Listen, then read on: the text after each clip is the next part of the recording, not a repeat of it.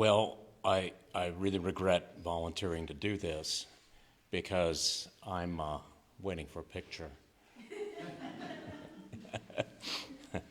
But it'll come up in a minute, but it's going to make it even harder for me to speak because that is... Are you there, Steve? That's Louise and her baby sister, Willa. And it is I received this picture. As I was starting to think about today, I got this picture from my friend Max. I've known him since 1968, right? He's the first person I ever smoked marijuana with. Sorry, Steve. He's in Minnesota. He won't get busted. Stewardship is the love we send into the future. And I think that was the connection that I so badly needed. As I'm sitting over there and I'm listening, and I'm thinking, okay, now what have we done that's strictly speaking stewardship? Well, there's the bioretention basin, right? And by the way, that was funded both by the city and by gifts, memorial gifts from this congregation. We've also got a whole bunch of new trees out there that are good to nature, and I'm looking at these children right here, and I'm thinking, it's on us to make sure they have an inhabitable world. And by that, I think I can be very physical about it. We're doing good things with this campus of ours. We've also got the pollinator garden, okay? These things that we've brought on. Centering space. We've redone some rooms for functions that I think are quite wonderful. That's stewardship, certainly in the physical sense. We took out a loan, and by the way, if anybody ever wants to borrow from the PILP loan again, I'm not doing it. You are, right? It's a very complicated and long-winded process, but we got one, and that's why, thank you very much, Yogi, by the way, that's why we've got such a good HVAC system in this building. We've got better ventilation, we have energy-efficient equipment, because we borrowed money. Yeah, and we got to figure out how to pay for it. Tuesday, our solar capacity will increase by 70%, right? We are on the threshold of being, right? Energy, neutral in terms of carbon. This is cool stuff. By the way, that loan is at 1.85%. Now, we're facing inflation. 1.85%, you pay that long enough and it's free, right? If inflation stays at 7 or 8%. But more to the point, it's 1.85% because we identify ourselves as a Matthew 25 congregation. We, of course, have support for larger issues as well, where the coffers just flat open. Stephanie mentioned the very important health of our staff, right? Look at that baby smile sometime and tell me you have any trouble paying for her health insurance, right? Or theirs, for that matter, right? The fact of the matter is we really did. We wrote a big check for the Afghan refugees, and we were quick with it, right? We are very generous people. But you know something? We're generous people when the market is crashing and inflation is surging. And we have to double down, I think, on what Matthew 25 means to us, or stewardship means to us in our spiritual being. And that's why when I'm listening to Rick, I'm saying, yes, that's true, right? It is. This has always been a Matthew 25 church, and that's one of the reasons we don't have stained glass. Right? Sorry, I just couldn't. I had to get another dig back in, right? But more to the point, it's sort of like there is a point at which your endowment is also your handicap, right? And that generosity, you want to know how to maintain it, and that's the last thing I want to focus on, because I'm sitting over there and I'm crying, right? I'm crying thinking about this picture coming up, and I'm crying about what I heard, right? Mary Lou's stories were deeply moving. But they go to two things. They go to the whole soul, right? Our general outlook on the world, but they also go to individual stories. And I've got a couple of those myself, right? Dealing with the passing of my mother and dealing with the illness of my daughter. Thank you again. And Polly Taylor, God bless her. Boy, she was a giant, right? Sally mentioned the term, it's in our DNA.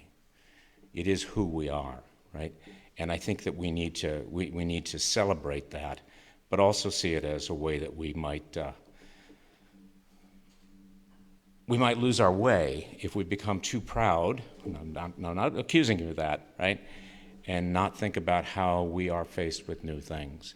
Because one of the things we have to steward is we have to invent a new way of being church. What does it mean in terms of not just the money we have to raise and how we spend it, but what does it mean as we're looking inwardly to ourselves, what it is of ourselves and that we want to maintain for that generation, right? What is it that we want to hold on to? And how do we begin to share it in new ways in the hybrid age? That's where are you, Sally? That's where Sally, she's in there, yeah. Hi, Sally, right? That's where Sally's term, pregnant with miracles, I think is really worth hearing about.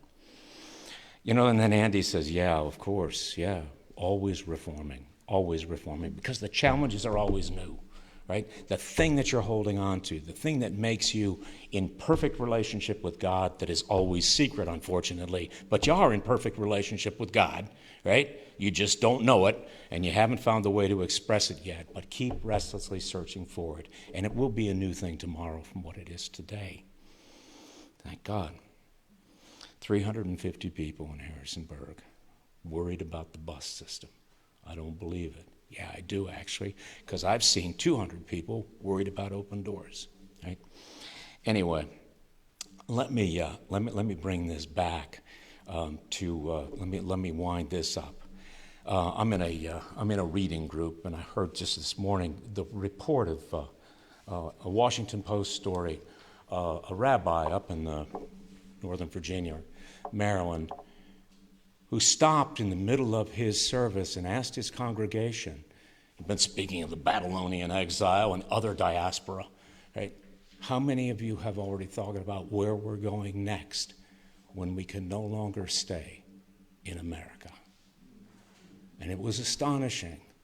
And I thought, when did the King of Denmark put on the yellow star? It was obviously too late. But he did put it on. When is the right time for us to put on the yellow star? And when I'm talking about stewardship, what am I talking about?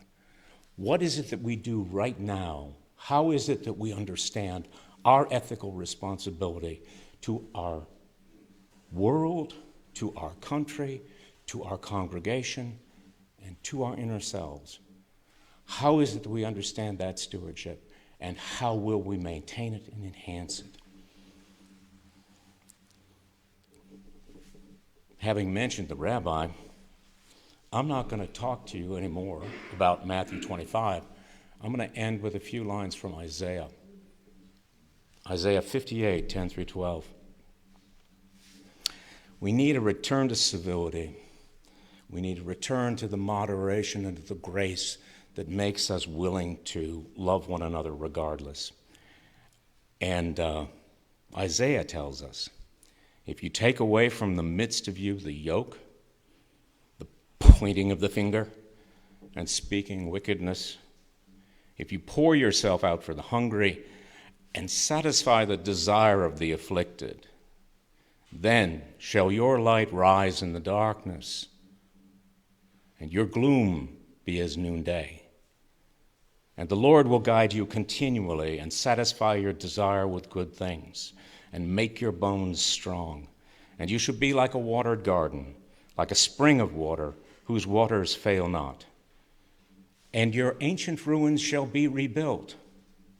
You shall raise up the foundations of many generations. You shall be called the repairer of the breach, the restorer of streets to dwell in, or which buses might run down, right? The fact of the matter is, the stewardship, which is our giving to the world, is also our giving to ourselves. And when you feel that refreshment in your stewardship, then you know you're giving the right thing, whether it is time, talents, prayer, or cold hard cash. So thank you. I hope I've been relatively coherent, because it wasn't easy. Anyway.